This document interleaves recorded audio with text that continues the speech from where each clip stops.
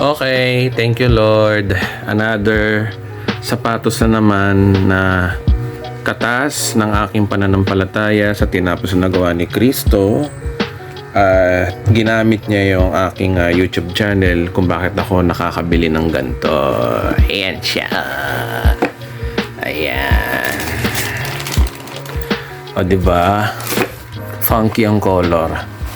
Bagay sa akin to sa tuwing nagpipreach ako, no? All black, tapos ito lang yung colorful. Yan. Iniyakan ko to kanina nung binili ko to kanina. Okay. Actually, ito talaga yung una kong dapat bibilhin.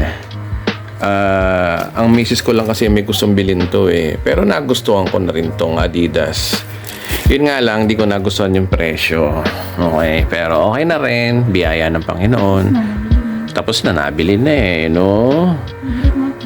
Salamat sa mga nanonood sa aking YouTube channel. Kundi dahil sa panonood nyo, hindi ako kikita ng maayos sa YouTube channel at makabili ako ng mga ganito.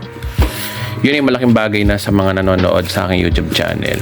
At syempre, lahat ng ito ay credit sa tinapos na gawa ni Kristo. Kundi dahil sa Panginoon, hindi dahil sa kanyang sakripisyo, hindi tayo charito. Kaya, thank you Lord. Amen.